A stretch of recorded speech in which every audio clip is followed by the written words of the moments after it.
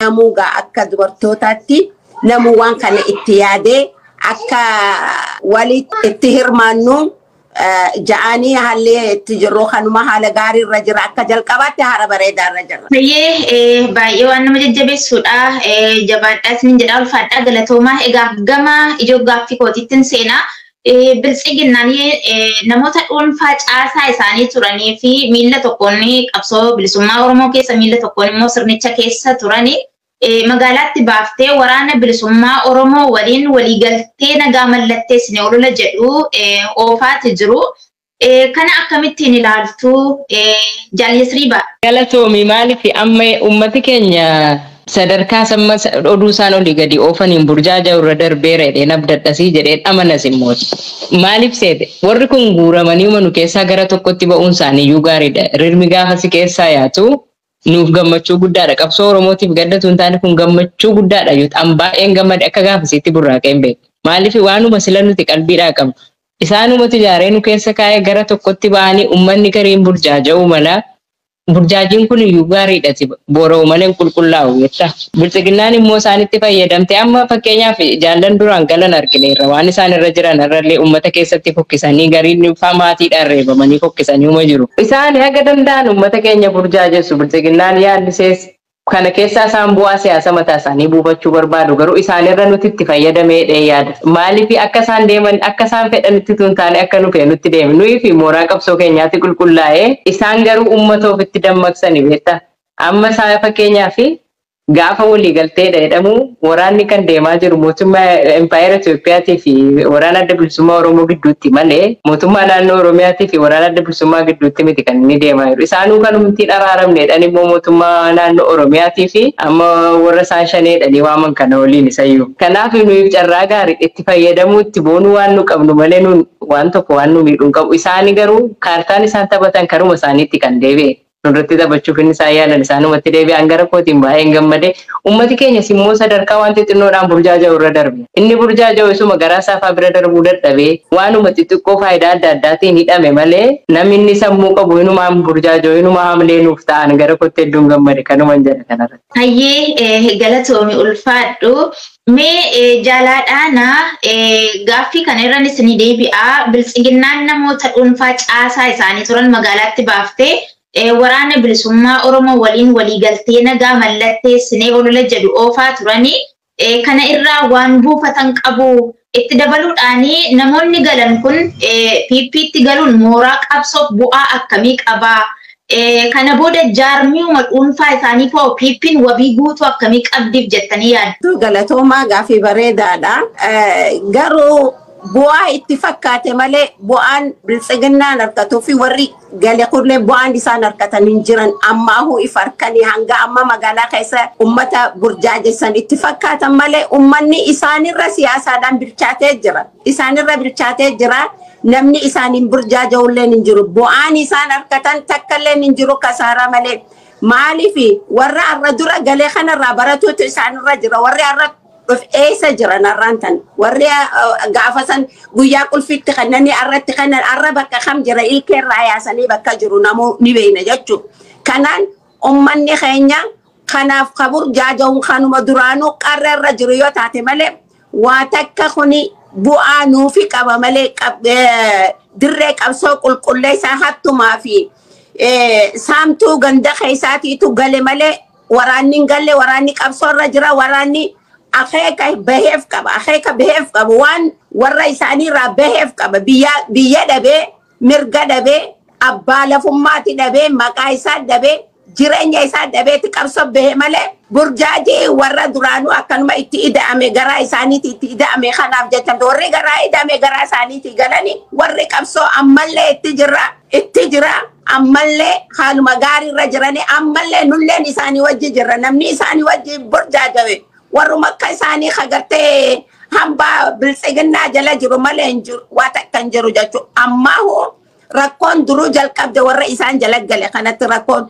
beelaan jalqabde qawwee tokkosan hidhaan jalqabde durooniin illee dhawaman karaa deemu jiran dogoggoraan doonee jecha rakkoo malee wanni isaan argatan takka illee hin jiru hanqa qabsoo irratti du'an caalaa asitti dhumaa jiran hanga ganda keessatti dhuman caalaa. Kanaafuu ni gowwooman malee waan takka beekumsa isaaniiti garaan isaan bite malee wanni bu'aan isaan argatan takka illee hin jiru. Warri galtees hattumaa fi gantuu duraanuu waraana keessa ta'anii akka gartee duraanuu akka nama basaasaa dhufetti keessa seenanii wal jaaranii akkasitti milishaa waliin qopheessanii gala malee na waraanni isaanii wajji galan jiru gantuun keessaa galte qabsoon baabura hoggu hundallee qabsoon baabura kunni baa kunni boraa abbaa rabbi milkeesseetu onnee qabu akeeka ifi hin gurguratin qofa bakka hangaya isaa warra bakka ga'u rabbi haa godhu rabbi haa jiraachisu haa garanii. Biltsiginnaan immoo du'aa ifiifuu dhukkee keessa jirti waan takka ifiifuu muka urtoo nyaadhame jiguu malee homaa nafne sanii isaan walumaan jiguu fi itti galanii hangi gale sunuu huutanuufuu bu'aan isaan harkatan hin jiru miidhaa malee. Taburjaajii ummanni isaanirra siyaasaan bilchaatee jira isaanirra meeqa arkee jira kanaafuu wanni isaaniin burjaaja'uu hin jiru wanni isaaniin dogoggoranii gartee waa arkan na ja'anillee ni jiru duruu guyyaa lameen sadeen kana keessattuu warra amma wal gurratee galee kanas hisaabni isaanii kan namaaf jira wanni abdii nu barachiisu takka illee hin jiru nuti waraana abdannaa waraanni keenya itti qabsoo itti jira ammallee rabbi isaan bira haa jiraatu ammallee haa jabaatanii ammallee nuti isaan duuba jirra hedduu isaan duuba jira haadhawwan isaanii hundi isaan duuba jiranii haa jabaatanii burjaa joobtuu warri burjaa jawee piidiyaatti gale achiin isaanuu dhukkeen isaanii har'a bakka jiranii fi waan itti jiran takka illee hin qabanii kanaafuu kanumaan ja'a wanni bu'aan isaan harkatan kasaaraa malee hin jirtu hundi isaaniitu qabsoo keenyaaf immoo cimina qulqullina onnee haara isaaniitu onnee argatan malee itti jabaatan malee wanni isaan duuba teessisu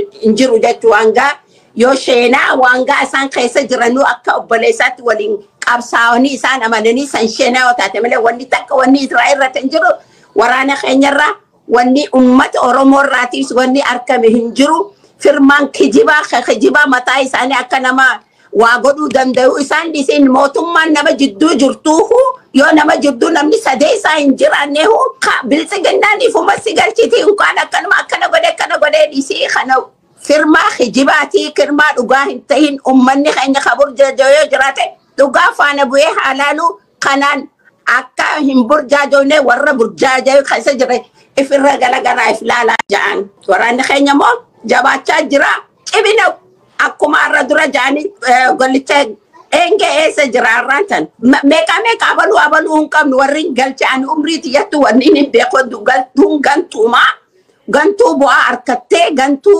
qubattee waa takka harkattee hin agar gantuu ganda keessa deebitee fuula dhoyfattee ummataan jibbamtu malee namni gane tokkollee jaalatame hin jiru kan irra dhisi gaafa xaaliyaan warri gane ummata isaa gurguratee gobana xaachaa abbu torba isaatti namni jibba hanga arraa kanutuu hin beekne arraa hanga ilmaan keenya jibbamaa xiqqaa taatee jiraata jechuudha. Angganumaan ja'a galatooma yoon dheeressee dhiifama naa godha. Hayyee ulfaadhaa atuma isinirraa hin deemini egaa isin nu dura qabsoo bilisummaa Oromoo maal akka taate argitanii qabsoo bilisummaa Oromoo keessatti qooda fudhachaa turtanii har'alleen qooda fudhachaatti jirtu. Namoonni tokko qabsoon bilisummaa Oromoo akka yeroo ammaa yookiin waggoota ja'an kanaatti jabaatee hin beeku jedhu isinoo akkamitti ilaaltan qabsoo waraanni bilisummaa Oromoo hidhannoodhaan biyya keessatti akkasuma immoo jaarmiyaa isaa biyya hambaatti illeen gadhaabuudhaan taasisaatti jiru qabsoo hidhannoo siyaasa dippiloomaasiidhaan taasisaatti jiru kan yeroo darbee yookiin immoo baroota darban waggoota 50 darban keessatti ABO taasisaa ture.